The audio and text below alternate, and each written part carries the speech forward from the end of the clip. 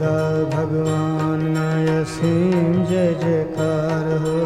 દાદા ભગવાનના અસીમ જય જયકાર હો. દાદા ભગવાન બરાબર.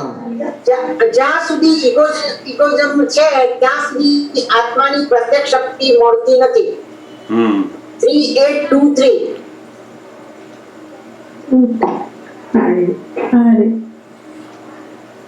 આ છે ને એ જ છે 3823. ઇગોઇઝમ છે ત્યાં સુધી આત્માની પ્રત્યક્ષ શક્તિ મળતી નથી. 5મા નંબરનું બરાબર પુસ્તક છે, અને બરાબર. એ જ છે 3823. હા યા બસ હા બરાબર છે એ જ. જ્યાં સુધી ઇગોઇઝમ છે ત્યાં સુધી આત્માની પ્રત્યક્ષ શક્તિ મળતી નથી. હા, એટલે ઇગોઇઝમ જ્યાં સુધી ઇગોઇઝમ છે એ ઇગોઇઝમ છે એટલે શું તો કે આ ભ્રાંતિ છે. હું જે અમાબેન છું એવી ભ્રાંતિ છે. ત્યાં સુધી આત્મા અનંત શક્તિ વાળો છે તો એની શક્તિ નો આપણે ઉપયોગ થતો નથી. એનો અનુભવ, એનું ચાખવાનો, એનું સુખ કશો અનુભવ થતો નથી એનો. કારણ કે પેલું ઇગોઇઝમ એ જ એનું બહુ મોટું દર્શનાવરણ કર્મ થઈ ગયું છે. એટલે હવે ત્યાંથી આત્માની શક્તિ એને મળે નહીં પ્રત્યક્ષ. આત્મા છે ખરો પણ પ્રત્યક્ષ થયેલો નથી. પેલો ઇગોઇઝમના આવરણથી ઢંકાઈ ગયેલો છે. એટલે ઇગોઇઝમ ગયા પછી પેલી આત્માની જે પ્રત્યક્ષ શક્તિ છે એ બહાર આવે છે. કઈ શક્તિ તો કે પેલી પ્રજ્ઞા સ્વરૂપે જે શક્તિ આપણને પ્રગટ થાય છે ને એ આત્માની પ્રત્યક્ષ શક્તિ શરૂ થઈ. આજે આત્માની પ્રત્યક્ષ શક્તિની વાત કરે છે ને એ શક્તિ કઈ તો કે પ્રજ્ઞા શક્તિ. એ પણ ક્યારે શક્તિનો આપણે ઉપયોગ કરતા નથી. ના, ઉપયોગ શરૂ થયો. આપણો ઇગોઇઝમ ગયો અને આપણે આત્માની પ્રત્યક્ષ શક્તિ આપણને ઉત્પન્ન થઈ હવે આ પ્રજ્ઞા તરીકે. હા એ તો બરાબર છે. ઇગોઇઝમ હું હેમાબેન છું એવો જે ઇગોઇઝમ હતો એ તૂટી ગયો. તારે તો આ થયું. બરાબર છે. એટલે જગતના લોકોને જ્યાં સુધી ઇગોઇઝમ છે હું જ કરું છું અને આ હું જ છું એવું ત્યાં સુધી પેલી આત્માની પ્રત્યક્ષ શક્તિ અંદર ઉત્પન્ન થાય નહીં. આત્મા છે ખરો પણ એની જે શક્તિ પ્રગટ થવી જોઈએ, પ્રત્યક્ષ થવી જોઈએ એ નથી થતી. એ બાહ્યમુખીમાંથી આપણે અંતર્મુખી થયા. અંતર્મુખી તો થયા. હવે હેમાબેન કશું પણ કરતા હોય ને એટલે તરત પેલું અંદર ચેતવે છે. પ્રત્યક્ષ થઈ છે. આત્માની શક્તિ કેવી થઈ છે? બરાબર છે, ચેતવે છે. પ્રત્યક્ષ થવું એટલે શું? ચેતવવું. સજ આડાવડા થાય ને એટલે પેલું બૂમ પાડે અંદરથી. પ્રત્યક્ષ થઈ છે માટે આત્મા શક્તિ વાળો છે પણ પ્રત્યક્ષ થયો નથી. તો મહાત્માઓને શું થયું તો કે એ આત્માની શક્તિ પ્રત્યક્ષ થઈ ગઈ કહેવાય. હવે એ પ્રજ્ઞા સ્વરૂપે ખુલ્લી થઈ કારણ કે પેલો ઇગોઇઝમ જતો રહ્યો. સમજાય ને? જ્યાં સુધી ઇગોઇઝમ છે ત્યાં સુધી શક્તિ મળતી નથી. એને હોવા છતાંય મળતી નથી. પેલું ઇગોઇઝમ નું આવરણ ખસે નહીં ત્યાં સુધી આ શક્તિ એની પ્રત્યક્ષ થાય નહીં. કાર્યકારી થવી, પ્રત્યક્ષ થવું એટલે કાર્યકારી થવી. આપણને કાર્યકારી થઈ અત્યારે. સમજાય ને? સરસ વાતો હોય દાદા ભગવાન. નાના નાના સૂત્રોમાં પણ ઘણી બધી વાતો એમણે મૂકેલી હોય છે. બહુ સરસ છે. નેક્સ્ટ હિમાંશુનો ક્વેશ્ચન છે પાછો. જય સચ્ચિદાનંદ. સોફી આપણે દાદા હમણાં ઓડિયોમાં સાંભળ્યું દાદા કહે કે અમે ઋષભદેવ ભગવાનની મૂર્તિ જોડે તાર જોડ્યો હતો આ જ્ઞાન આપતા પહેલા. અને વિચાર આવ્યો આપણે સિમંદર સ્વામી ભગવાન જોડે તાર જોડવો હોય તો તાર આપણે કેવી રીતે જોડી શકીએ છીએ? આપણે આરતી કરીએ છીએ, આપણે સિમંદર સ્વામીને નમસ્કાર કરીએ છીએ એ રીતે કે આપણે પણ એવી રીતે તાર જોડી શકીએ? આપણો જોડે જ ગયો છે તાર. હવે એમાં જોડવાનું કશું હોતું નથી. આજ્ઞા ધર્મમાં આયા એ તાર જોડે જ ગયો. વિતરાગો સાથેનો તાર જોડાઈ ગયો આપણો. એમાં કઈ કશું અંદર કરવાનું હોતું નથી. આજ્ઞા ધર્મ એ જ આપણને તીર્થંકરો સાથે વિતરાગો સાથેના તાર જોઈન્ટ કરી આપ્યા છે. તમે આજ્ઞા ધર્મ બાજુ મૂક્યો તો તાર છૂટો થયો પાછો. આ આજ્ઞા ધર્મનું અંદર રહેવું, નિશ્ચય ભાવના એની, એ તાર જોઈન્ટ જ થઈ ગયો એનો હવે. એટલે તો આપણે જે શુદ્ધાત્મા થઈ અને સિમંદર સ્વામીનું જે સ્વરૂપ છે આપણે સમજી અને આપણે એમને પણ નમસ્કાર જે કરી રહ્યા છે, જ્ઞાનીએ જે રીતે બતાવ્યું છે એવી રીતે એ તાર જોઈન્ટ જ કરી આપ્યો છે આપણને. તીર્થંકર ભગવાન વર્તમાન જે છે એમની સાથે આપણો તાર જોઈન્ટ કરી આપ્યો. એટલે તો રોજ નમસ્કાર કરો ને ત્યાં પહોંચી જાય આ દાદા ભગવાનના માધ્યમથી. સમજો ને, આપણો તાર જોઈન્ટ જ થઈ ગયો ત્યાં.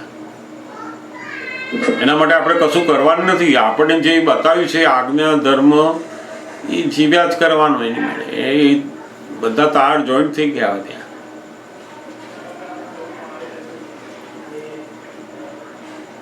એના માટે કઈ સ્પેશિયલ કશું આપણે કરવાનું નથી એમાં. અને સિમંદર સ્વામી એ નમસ્કાર કર્યો એટલે તાર જોઈન્ટ છે ત્યાં આપણો. એના માટે કંઈક બહુ સ્પેશિયલ કશું કરવાનું નથી. તમારે મહાત્માઓ માટે સૌથી અગત્યની વસ્તુ અત્યારે આ જ છે કે જ્ઞાનીની આજ્ઞા આપણને જે આપી છે એમાં રહીને આપણે જીવતા રહીએ બસ. બીજું બધું એ એની મેળે આયા જ કરશે બધા સ્ટેશનો. મહાવિદેયનું, સિમંદર સ્વામી પાસેનું બધું એનું આની મેળે જ આવશે. એના માટે આપણે કશું સ્પેશિયલ કરવાનું નથી. અત્યારે તો તમારે આ 5 આજ્ઞા, એની ભક્તિ, એની સિન્સિયરિટી, એ આજ્ઞા ધર્મ એટલો બધો વણાઈ જાય જીવનમાં કે આપણે બોલવું ના પડે કે મારે આજ્ઞામાં રહેવું છે, એવું થઈ જાય. એ ત્યાં આપણને બધા તાર ઉપર લઈ જશે, બધી જગ્યાએ બધું કરી આપશે.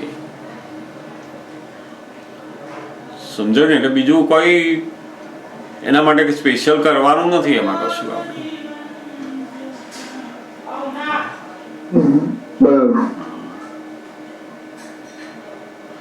એટલે કવિરાજે તો કેટલાક પદોમાં લખ્યું છે ને કે આ દાદા ભગવાનનું બધું તમે ભક્તિના આજ્ઞા ધર્મ બધું પાળશો ને, તે સિમંદર ભગવાન સભામાં બેઠા હશે ને દૂરથી તમને જોશે કે આવો આવો દાદા ભગવાનના મહાત્મા આવ્યા કે છે. કારણ કે એમણે તો જોડી દીધો તાર આપણી જોડે. એ પહેલા બોલાવશે આપણને. એટલું બધું આપણને આ દાદા ભગવાન બધું કરી આપ્યું છે. તમે એમના વિશે નહીં જાણ્યું હોય ને તો એમને ખબર છે, એ બોલાવશે તમને. આ સિમંદર સ્વામી ભગવાનના નમસ્કાર જે વિધિમાં મૂક્યા ને એમણે, એ જોઈન્ટ કરી દીધો ત્યાંથી જ. એમણે તમારે નમસ્કાર કરતું રહેવાનું બસ. અને આજ્ઞા ધર્મ એ આખો વિતરાગો જોડેનો તાર તીર્થંકરો જોડે જોડી દીધો આપણો. સમજાય ને? બરાબર. જય સચ્ચિદાનંદ. જય સચ્ચિદાનંદ. મારો એક સવાલ છે, હું થોડું શેર કરું છું સ્ક્રીન. જરૂર.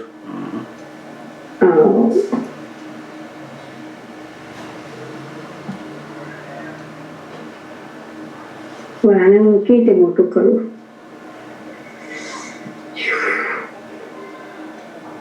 કઈ નહીં, આમ ખસેડશો તો દેખાશે થોડી. હા, એટલે આજે છે ને એ મારે હું કેવી રીતે હું કરું?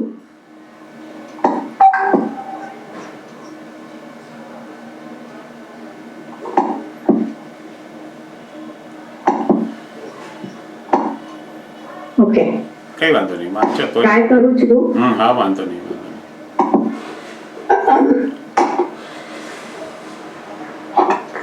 પેલું મેં જય સચ્ચિદાનંદમાં મૂક્યું છે. આ ક્વેશ્ચન તમારાથી થશે વાસુદેવભાઈ? તો હું અહીંયા બંધ કરી દઉં.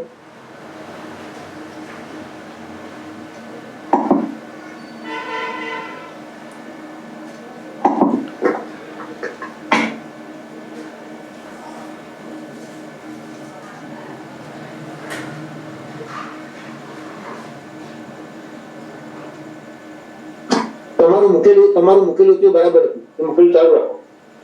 એવું કરું? કારણ કે ના ભલે નાનું ભાઈ વાંધો નહીં. વાંધો નહીં, ધમકાઈ ગયા છે, વંચાતું નથી. વાંધો નહીં. એક એક વાંચતા જાઓ, તમે જ બોલતા જાઓ. એટલે હા, એક જ મિનિટ.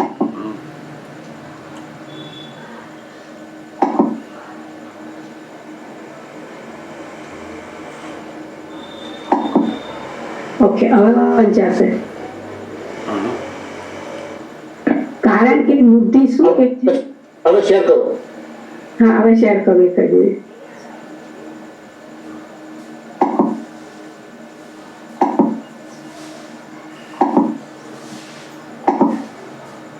પાછું ઢંકાઈ જાય. પેલા કર્યું બરાબર વંચાયું હતું. હા, પણ એ ખબર નહીં, હું જયારે પાછી શેર કરું છું તો જતું રહેતું પાછું. ઓકે, ચલો હું વાંચી કાઢું છું. એ બોલવાનું વાંધો નહીં. ઓકે, કારણ કે બુદ્ધિ શું કહે છે? બુદ્ધિ સમાધાન ખોળે છે, સ્થિરતા ખોળે છે.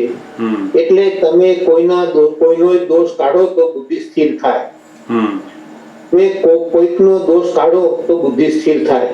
પછી એની જવાબદારી ગમે તે હોય, પણ કોઈકનો દોષ કાઢ્યો ને એટલે બુદ્ધિ સ્થિર થાય.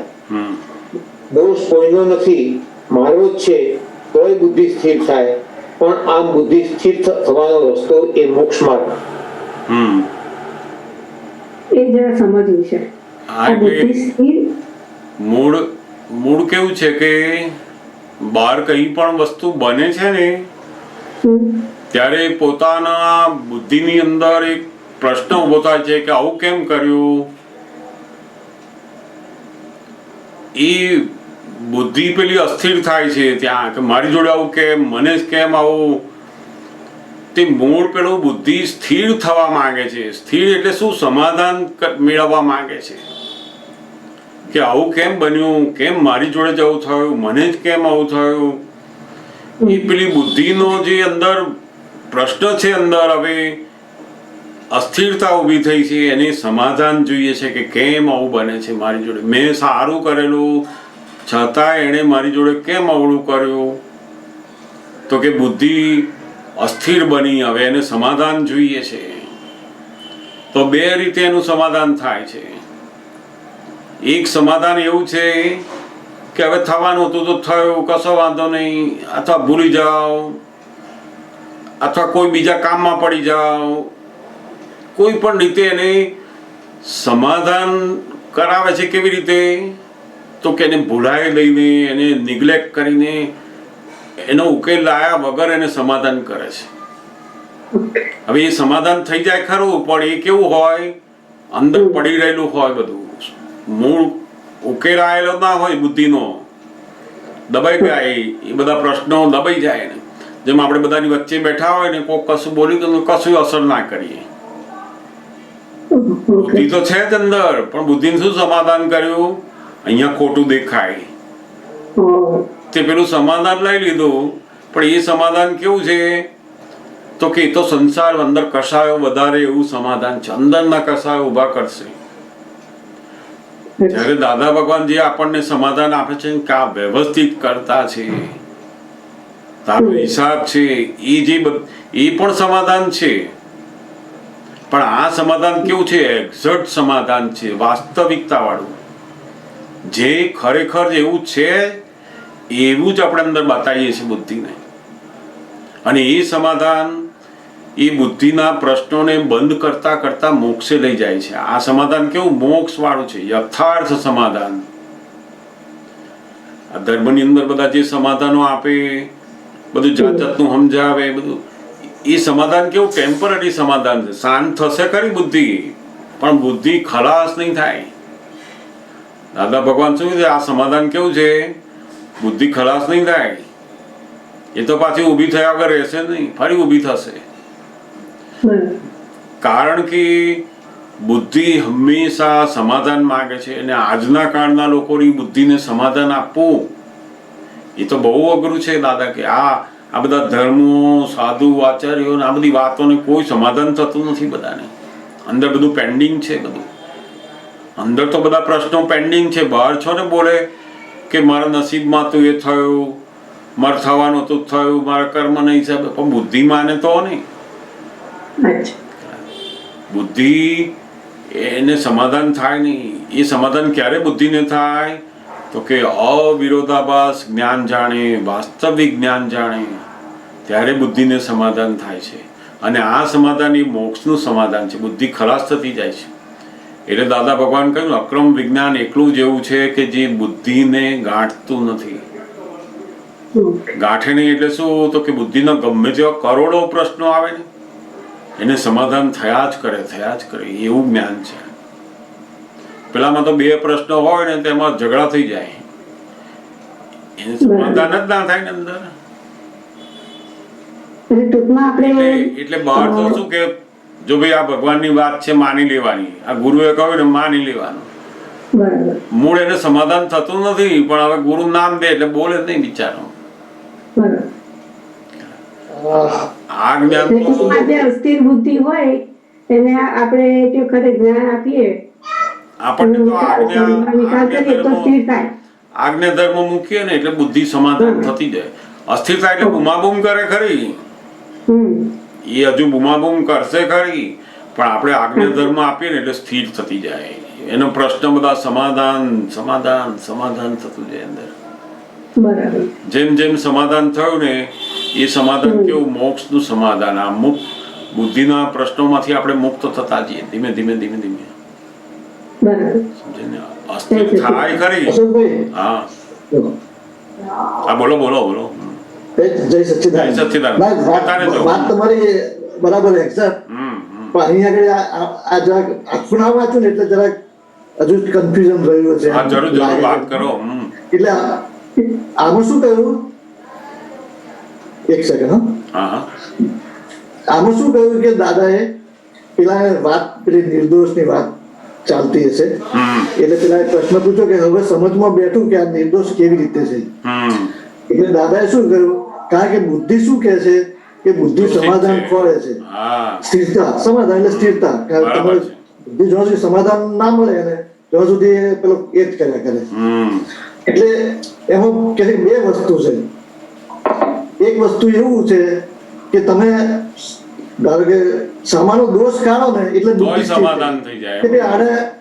આને આ નરેન્દ્રએ આવું કર્યું એટલે તમને બુદ્ધિ સ્થિર થઈ જાય. હવે બીજો શું છે ઉપાય, કે ભાઈ મારો જ દોષ છે એ કરો એ જ્ઞાનથી તો બુદ્ધિ સ્થિર થઈ જાય.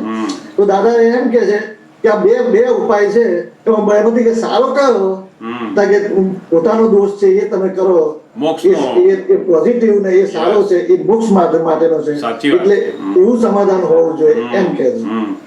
બરાબર વાત છે. એટલે અહીંયા જો હું વાંચું એટલે બધાને ખ્યાલ આવી જશે. દાદા છે કે કારણ કે બુદ્ધિ શું કે છે કે બુદ્ધિ સમાધાન ખોળે છે, સ્થિરતા ખોળે છે. એટલે તમે કોઈનો દોષ કાઢો તો બુદ્ધિ સ્થિર થાય. એટલે એક વસ્તુ એવું કે બીજા કોઈનો દોષ આપણે આવું કર્યું, મારો કશો દોષ નહીં, પેલાનો મારો આવું કર્યું એટલે બુદ્ધિ તમારી સ્થિર થઈ. આપણે ઘણીવાર નથી કહેતા કે જવા દો ને ભાઈને બોલવાનું ઠેકાણું જ નથી કે બરાબર છે. એટલે સમાધાન થઈ ગયું, એને સમાધાન થઈ ગયું કે આમનું એવું જ મારું એવું નથી. આપણી બુદ્ધિ નસીબ સમાધાન થઈ ગયું. ખરેખર તો બુદ્ધિ સ્થિર ના થઈ કહેવાય ને. ના બુદ્ધિ સ્થિર થઈ, કારણ કે તમે બીજાનો દોષ કાઢ્યો, તમને એમ સમજો કે આને કર્યું એટલે તમારી બુદ્ધિ સ્થિર થઈ ગઈ.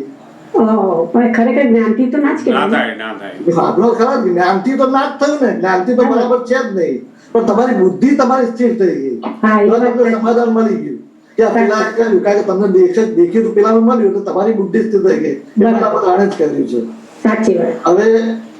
હવે શું કરે પણ ઓકે, પછી એની જવાબદારી ગમે તે હોય, પછી જવાબદારી એટલે તમારું જવાબદારી ગમે ભલે પેલાનો વાંક ના હોય, જવાબદારી ગમે તે હોય, પણ તમને તમારી બુદ્ધિ સ્થિર થઈ ગઈ.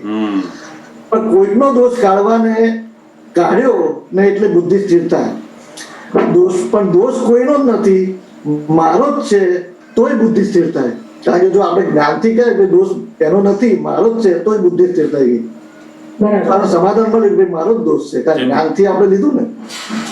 પણ આમ બુદ્ધિ સ્થિર થવાનો રસ્તો એ મોક્ષ માર્ગ. એટલે જે આપણે આમને કહ્યું કે મારો જ દોષ છે અને ખરેખર આપણો જ દોષ છે, ત્યારે બુદ્ધિ સ્થિર થઈ અને એ મોક્ષનો માર્ગ છે કે દાદા કે. પછી આગળ શું કે છે દાદા, હવે બુદ્ધિ આમે સ્થિર થાય મીન્સ કે પેલાનો દોષ કાઢે તો સ્થિર થાય, અને આમે સ્થિર થાય મીન્સ કે પોતાનો દોષ જોયે તો સ્થિર થાય છે. પણ જે કોઈના પર આરોપણ થયા સિવાયની બુદ્ધિ હોય, એટલે બીજાના ઉપર જે આરોપણ કર્યું એ સિવાયની, એટલે પોતાના ઉપર જે આપણે લીધું એવી બુદ્ધિ હોય, એવી બુદ્ધિની સ્થિરતા હોવી જોઈએ. તો આપણે એ કે છે અહીંયા આગળ. એટલે આપણે પોતા પર જ નાખીએ તો આનો ઉકેલ આવેલો છે. બુદ્ધિ સ્થિર થાય અને ઉકેલ પણ આવે કે આ મોક્ષનો માર્ગ છે. સાચી વાત છે. એટલે આવી વાત આ દાદા યસ. જય સચિદાનંદ. સાચી વાત છે. ખ્યાલ આવે ના આવે? હા આવ્યો ખ્યાલ આવી ગયો. જેમ નાના છોકરા હોય ને આમ રમતા હોય ને કશું કામ અથડાઈને પડી જાય ને એટલે રડવા માંડે, તો આપણે કે હટ હટ એન્જોય ને હત્તા કરી દઉં છું હું તું, એટલે પેલો શાંત થઈ જાય ત્યાંથી જ. એને ખબર પડી કે દોષ આનો છે, મારો દોષ નથી, મારી ભૂલ નથી, એટલે શાંત થઈ ગયો એના. તો એવું આ મોટા થાય ને ત્યારે આવું નવું જ હોય છે બધું. સરસ વાત છે દાદાની, બહુ સુંદર વાત છે. અર્ચનાને ક્વેશ્ચન છે. જરૂર જરૂર. બહુ વાત ફર્સ્ટ ક્લાસ દાદાએ કરી. બહુ અદ્ભુત વાતો છે. એટલી બધી ફર્સ્ટ ક્લાસ વાત કરી કે ગજબ નહીં. એકદમ ઝીણી વાત છે પણ સમજવા જેવી હતી. મને વાત ક્વેશ્ચન હતી, તને પેલું દેખાતું નતું પણ મેં કીધું તું ખોલ તો હું વાંચું આમ. ઓકે ઓકે કરી મને સમજાતું હતું એટલે ઓકે એટલે થેન્ક યુ. જય સચિદાનંદ. જય સચ્ચિદાનંદ. કોઈ ક્વેશ્ચન હોય તો માર્કમાં પૂછજો. જરૂર. અર્પણ ક્વેશ્ચન છે. હા ખોલું એક જ મિનિટ.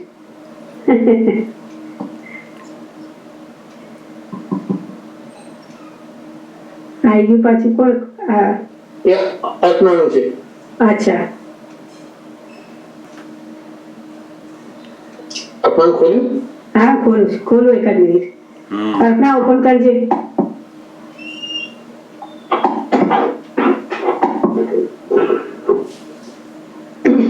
જય સચ્ચિદાનંદ. જય સચ્ચિદાનંદ. જય સચ્ચિદાનંદ. બરાબર. શું કહેવા માંગે છે દાદા આમાં? પોતાનું સુખ પોતાની સમ શ્રેણીમાં છે. સમ શ્રેણીમાં એટલે પોતાનું ત્રાજવું ઊંચું જાય નહીં ને સંસારનું નીચું જાય નહીં. તારા ફેસ ઉપર તાપ આવે છે. કઈ વાંધો નહીં. વાંધો નહીં. પોતાનું સુખ પોતાની સમ શ્રેણીમાં છે. સમ શ્રેણીમાં એટલે પોતાનું ત્રાજવું ઊંચું જાય નહીં ને સંસારનું નીચું જાય નહીં. આ સમ શ્રેણી એક એવી દશા છે, આ અંદરની જે સમતાવાળી દશા છે એની શરૂઆતમાં સમ શ્રેણીમાં આવે છે. એમાં પોતાનું ત્રાજવું ઊંચું જાય નહીં એટલે શું? તો કે એની અંદર એમ ના થઈ જાય કે ઓહો હું મારું કંઈક એવું ના થઈ જાય એને. ને સંસારનું નીચું જાય નહીં એટલે આ ફાઇલ નંબર 1 ની અંદરનું સહેજે નીચું પડે નહીં પાછું કે આનું ખરાબ છે એવું. ખ્યાલ આવ્યો? સમ શ્રેણી ફાઇલ નંબર 1 નું ફાઇલ નંબર 1 માં અને પોતાનું શુદ્ધાત્મામાં બે ભાગ અલગ, પણ પોતાનું સુખ ક્યાં આગળ? તો કે પેલી સમ શ્રેણીમાં. સંસારના સુખોને નીચા પાડે નહીં, એને રિલેટિવ સમજે. જગતના લોકોને કેવું હોય કે સંસારના સુખોને નીચા પાડીએ છે, આમાં કઈ છે નહીં, આ આવું છે, આને નકામું છે, આ કામનું નથી, એ બધું ત્રાજુ નીચું કરે સંસારનું. એને શું છે કે આ નીચું કરીશું તો મારું પેલું અંદર ઊંચું આવશે કે. એટલે આખું સંસારનું બધું ત્રાજવું એટલે સંસારના લોકો જેમાં સુખ માને એને નીચા કરવા જાય કે એને એવું સમજણ બેઠી છે કે આ નીચું જશે ને સંસારનું બધું તો પેલું અંદરનું ત્રાજવું ઊંચું જશે, મારું અંદરના સુખની અંદર આવીશું. વાસ્તવમાં પોતાનું જે સુખ સમ શ્રેણી આવી જાય એ સમ શ્રેણીની અંદર બિલકુલ અંદરના સુખને એવી કોઈ પણ જાતની અસર થાય નહીં, ઊંચું જાય નહીં કે નીચું જાય નહીં, એ સમ શ્રેણી. હા, ઘટે વધે નહીં એવું. અને પાછું સંસારનું નીચું જાય નહીં. એમાં લગ્નનું સુખ હોય, ખાવા પીવાના સુખો, પહેરવાના, બધી જે ફાઇલો નિકાલ કરતા હોય એમાં સંસારના સુખને આપણે દબાઈ દેતા નથી, નીચું આપણે જાણીએ છીએ કે આ રિલેટિવ છે. બસ સંસારના સુખને આપણે નીચા કરતા નથી. જગતના લોકો બહાર કેવું હોય, ક્રમિક માર્ગમાં તો પેલું નીચું કરવું પડે ને કે આમાં સુખ નથી, જો કારણ કે પેલું ત્રાજુ અંદર ઊંચું કરવાનું હોય, આ નીચું થાય તો પેલું ઊંચું થાય ને એક બાજુનું. સંસારના સુખોને દબાવે તો પેલું અંદરનું વધે એને તો, કારણ કે સમ શ્રેણીમાં આયા નથી. અને સાચું જે સુખ છે ક્યાં જગર છે? સમ શ્રેણીમાં. આ ઘટાડવાથી, સંસારના સુખોને નીચા કરવાથી આત્માનું સુખ વધે. સમ શ્રેણી વાળું નથી. તો પાછું સંજોગો બદલાશે ને એટલે પાછું બદલાઈ જશે. એટલે બે ત્રાજવા વાળું છે. વધઘટ થયા કરશે. સમ શ્રેણી નથી. એટલે આ મહાત્માઓ માટે જ વાત છે ને. મહાત્માઓને સમ શ્રેણીમાં આવ્યા, મહાત્માઓ સમ શ્રેણીમાં આવી ગયા. અને એ સુખ કેવું છે? સમ શ્રેણીનું. સંસારનું નીચું જાય નહીં અને પાછું પોતાનું ત્રાજવામાં ઊંચું જાય નહીં. ગમતા સંજોગો આવે ને તો પેલું ત્રાજુ ઊંચું થાય, ના ગમતા સંજોગો આવે ને તો પેલું નીચું થાય. એવું બધું નહીં. આપણું સમ શ્રેણીમાં આવ્યા. પોતાનું જે સાચું સુખ કયું છે? સમ શ્રેણીમાં. એટલે પેલું કહે છે ને કે રિલેટિવમાં, વ્યવસ્થિતમાં આપણા ફાઇલમાં જે હોય તે એ આમાં આવે. હા, સંસારના સુખો એ રિલેટિવ સુખો છે એવું સમજણ રહી ગઈ. એટલે આપણને જે પેલી આ સુખ એ જ સાચું સુખ છે એ ભ્રાંતિ હતી, એ જતી રહી છે. સુખ નથી એવું નથી કહેતા જ્ઞાની. કોઈ દિવસ એવું ના કહે કે આ સંસારમાં સુખ નથી, એવું નથી કહેતા. એ તો એ કે રિલેટિવ સુખ છે. તમે એને કાયમી માની બેઠા છો નહીં, એ ભ્રાંતિ છે. સમજાય ને? એટલે એને નીચું કાઢતા નથી કે આ બધું કાઢ નાખો, હવે આ બધું કાઢ નાખો. એ કે ભ્રાંતિ કાઢ નાખો એટલે બધું સમ શ્રેણીમાં આવી જાઓ. પોતાનું સુખ જો અનુભવવું હોય તો સમ શ્રેણીમાં આવો. અને એ સમ શ્રેણી એટલે શું? પોતાના સ્વરૂપનું ભાન થવું. એને અંદર નક્કી થઈ ગયું કે સુખ ખરેખર મારી અંદર જ છે, આત્મામાં જ સુખ છે. એવું બિલીફ બેઠી ગઈ. એને ભાન થવું. જાણે છે બધા પણ ભાન નથી થયેલું.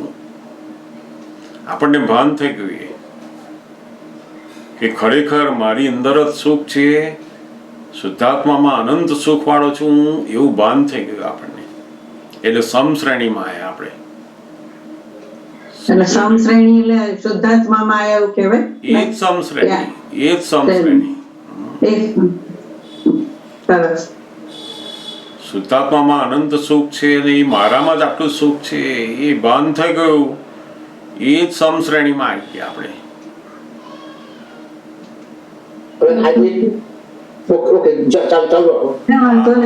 સમજો ને? તમને વાત સમજો ને એની? એટલે આજે બીજું આખું સુખ મૂક્યું છે એને સંદર્ભમાં કહેવાય. કોઈ કહે જ્ઞાની પુરુષ રિયલમાં સુખી હોય પણ રિલેટિવમાં સુખી કે દુઃખી હોય, ત્યારે હું કહું કે ના, જ્ઞાની પુરુષ રિલેટિવને રિલેટિવ જાણે છે, તેથી રિલેટિવમાં પણ સુખી હોય. સાચી વાત છે. આ એની જોડે આવે છે, આ નજીકમાં કહેવાય એનો. એ રિલેટિવ જાણે ને એટલે સુખી જ હોય એમાં. આપણે તો શું છે, રિલેટિવને રિયલ માનીએ છે ને એટલે દુઃખી હોઈએ ચૂલતા. સમજાય ને? દાદા ભગવાનની આ જગતના સુખોને દુઃખ છે એવું નથી કહેતું. એ તો રિયલની અપેક્ષા એ દુઃખ છે. આત્માની અપેક્ષા એ, જ્ઞાનની અપેક્ષા એ પેલામાં સુખ નથી. ટેમ્પરરી સુખ છે અને આ પરમેનન્ટ સુખ છે. એટલે જ કહેવાય છે ને કે દાદા ભગવાનના મહાત્માઓ આ સંસાર વ્યવહારના જે સુખો છે એમાં વૈભવ સાથે એમને મોક્ષ આપ્યો છે. વૈભવ એટલે શું? તો કે આ રિલેટિવ સુખોને ફેંકી દેતા નથી. રિલેટિવ જાણે છે અને પેલું સમ શ્રેણીના સુખમાં રહીને એને નિકાલ કરે છે. જગત શું કરે છે? રિલેટિવનું સુખ હોય નકામું છે, આ નકામું છે, તે મળ્યું હોય એને નકામ કરે, નથી મળ્યું એને લેવા દોડે પાછો. સમજે ને? આ બહુ જ્ઞાની પુરુષ તો રિલેટિવ જાણે, રિલેટિવમાં પણ સુખી હોય, રિલેટિવમાં દુઃખી ના હોય. બિલકુલ આ બહુ અદ્ભુત. નહીં તો બધા રિલેટિવમાં દુઃખી હોય બધા, અને એ દુઃખની અંદરથી જ એ પેલો રિયલ બાજુ જતો હોય. આ રિલેટિવમાં દુઃખ પડે ને ત્યારે પેલો રિયલમાં જાય. આપણે દુઃખી નથી, આપણે સમજમાં આવી ગયું કે આ રિલેટિવ એટલે ટેમ્પરરી સુખ છે અને એ મારા કામનું નથી. મારું સુખ હવે શુદ્ધાત્માનું પરમેનન્ટ સુખ મને મળ્યું છે. એટલે આપણે રિલેટિવનું સુખ આપણી ફાઇલ નંબર લે છે અને આપણે જાણીએ છીએ. પેલા લોકો તો રિલેટિવને સુખ લેવાય ના દે, દુઃખ જ રાખે, દુઃખી રાખે, ત્યાગ કરાવડાવે. પેલો ખાવાનું મન થયું હોય ને પેલો ખાવા ના દે નહીં, બહાર જોવાનું મન થાય ને તો દબાઈ રાખે અંદર. તો રિલેટિવમાં દુઃખી હોય. તો જ્ઞાની એવા ના હોય, જ્ઞાની રિલેટિવમાં પણ સુખી હોય. એ ખાલી કપડાં સરસ પહેર્યા હોય, બૂટ પહેર્યા હોય, ટોપી પહેરી હોય, બધું, પણ એ રિલેટિવ છે એને જાણે છે રિલેટિવ તરીકે. બસ જ્ઞાની એનો ત્યાગ વાળા ના હોય એવા કે આ રિલેટિવનું સુખ નથી, આમાં કાઢી નાખવા ને બધું, એવું ના હોય એમને. સમજો ને? બહુ સરસ. જ્ઞાની પુરુષ એટલે શું? તો કે રિલેટિવને રિલેટિવ જાણે, તેથી રિલેટિવમાં પણ સુખી હોય, દુઃખી ના હોય. ત્યાગ કરનારા દુઃખી હોય, અમને ત્યાગ જ નહીં કરવાનો, રિલેટિવ જાણવાનું કે આ રિલેટિવ છે, બસ. એમાં રિયલ સુખ નથી એટલું જાણ્યું એટલે સુખી. એટલે મહાત્માઓને પણ એવું જ છે ને. આજે મહાત્માઓ આટલું બધું ખાય પીવે ફરે બધું કરે, લગ્ન બધું, પણ એ રિલેટિવ છે, ફાઇલ છે, સંભાવે નિકાલ, એટલે એમાં દુઃખી થવાનું નથી. એમાં રિલેટિવને રિલેટિવ જાણો. આ બહારનું સુખે રિલેટિવ છે અને લે છે રિલેટિવ, પણ પેલાનું લાગે છે કે હું લઉં છું. રિલેટિવનું સુખ અને લે છે રિલેટિવ. એટલે બહુ આ જ્ઞાની પુરુષની સરસ એમની દશાનું વર્ણન કરી. કારણ કે જગત લોકો શું માને? જ્ઞાની તો આવું પહેરે જ નહીં, આવું ખાય જ નહીં, આવું ફરે જ નહીં, આમાં જાય જ નહીં. એવું ના હોય. તો રિલેટિવમાં સુખી હોય,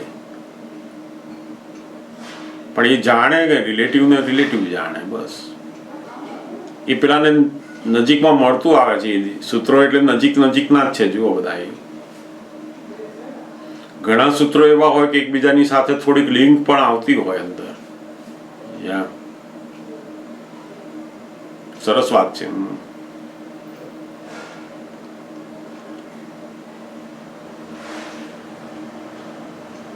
તો એડ્રેસ કરજો. હા, જરૂરથી.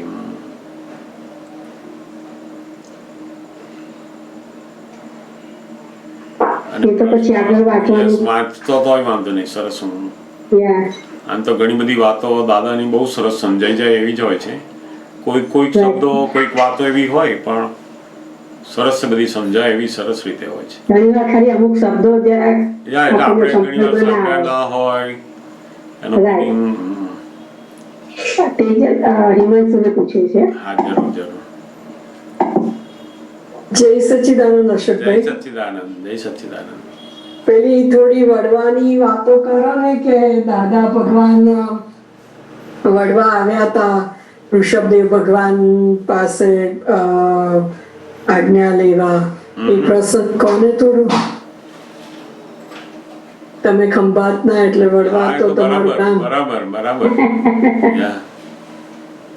અહીંયા બહુ જ ખંભાતની અંદર જે ઋષભદેવ ભગવાન પહેલા નંબરના જે તીર્થંકર ભગવાન છે, 24 તીર્થંકરોમાં એમનું બહુ સુંદર એક દેરાસર છે અહીંયા. આમ તો આ ખંભાતનું આખું એક નામ છે સ્તંભ તીર્થ. તીર્થોનું સ્તંભ એવું આનું નામ છે, સ્તંભ તીર્થ. બધા જ ધર્મોના, એમાંય ખાસ જૈન ધર્મના જે વિશેષ અહીંયા મંદિરો જે છે એ એટલા બધા ઐતિહાસિક સ્થળ છે. એવું દાદા ભગવાન પોતે પણ જ્ઞાન થતા પહેલા પણ જ્યારે એ શ્રીમદ રાજચંદ્રના બધા સ્વાધ્યાયોમાં વાંચનમાં હતા ત્યારે એ પોતે ખંભાત પણ આવતા. એ વખતે જ્ઞાન પહેલા પણ કારણ કે એમને શ્રીમદ રાજચંદ્ર નું જે બધું વાંચન છે એ વિતરાગ ધર્મ વિતરાગ માર્ગ પ્રત્યેનું બહુ મોટું સૈદ્ધાંતિક એમને લાગતું બધું અંદર. એટલે સૌથી વધારે એમનું હૃદય જો ઠર્યું હોય તો શ્રીમદ રાજચંદ્રની વાતોમાંથી.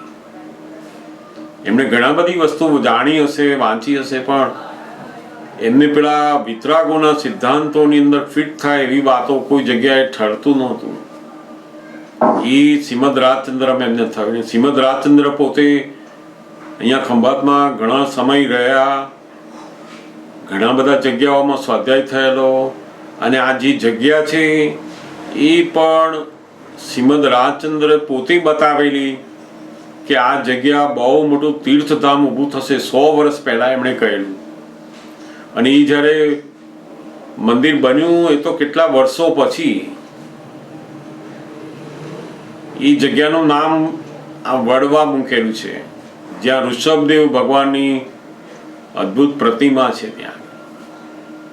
આમ છે તો એ શ્રીમદ રાજચંદ્રજીનો આશ્રમ છે, લોકોની સંસ્થાનો, પણ એની અંદર આ ઋષભદેવ ભગવાનનું એક દેરાસર છે સરસ,